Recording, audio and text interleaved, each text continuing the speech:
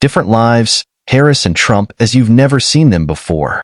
Throughout an election campaign, U.S. voters are bombarded with images of the two candidates, speaking from podiums, greeting rally crowds, and stepping down aircraft stairs.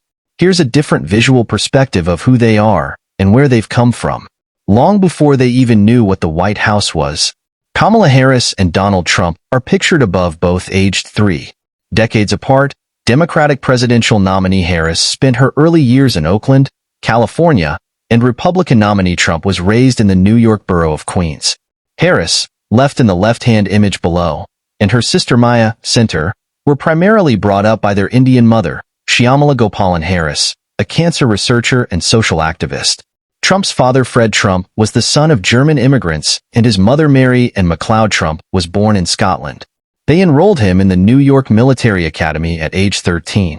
Harris spent 5 years at high school in Montreal, Canada, where her mother took up a teaching job at McGill University.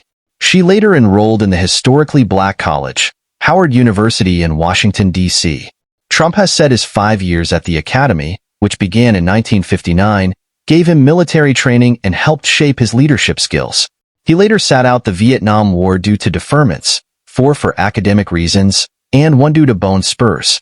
From an early age, Harris was taught by her mother the importance of the civil rights movement, and she attended the annual Martin Luther King Jr. Freedom March in Washington in 2004. After earning a degree from the University of Pennsylvania's Wharton School, Trump became favored to succeed his father at the helm of the family business. Harris returned to California, where she rose swiftly to the top of the state's criminal justice system, taking a job as its attorney general, and used that momentum to mount a successful run for the U.S. Senate in 2016. At the same time as she entered Congress, Trump was stepping into the White House for the first time, having stunned the world to defeat Hillary Clinton. 3 years later, Harris ran a lackluster presidential campaign, but was picked by the victor of the Democratic race, Joe Biden, to be his running mate. They proved to be the winning ticket, defeating Trump and Mike Pence. The end of the Trump presidency and the start of the Biden-Harris term were marked by COVID lockdowns, mask mandates, and social unrest following the police killing of George Floyd in Minneapolis. Harris struggled at times to make her mark as vice president, but found her voice in 2022 when the U.S. Supreme Court ended the constitutional right to abortion. President Biden was happy for her to become the White House champion for the pro-choice movement. It was Trump who had made the Supreme Court more conservative, paving the way for the abortion ruling. During his time in the Oval Office, he also took the U.S. out of the Paris Climate Accord and took steps to reduce immigration. Harris's debut international visit as vice president was to Guatemala in 2021, as part of the responsibility she was given to reduce the numbers of Latin American migrants reaching America's southern border with Mexico. Foreign policy issues that have dominated her time in office include the wars in Ukraine and Gaza, as well as the chaotic U.S. troop withdrawal from Afghanistan. Trump's first visit overseas as president was to Saudi Arabia in 2017. Trump advocates isolationist policies that involve disentangling his country from foreign conflicts and promoting American industry.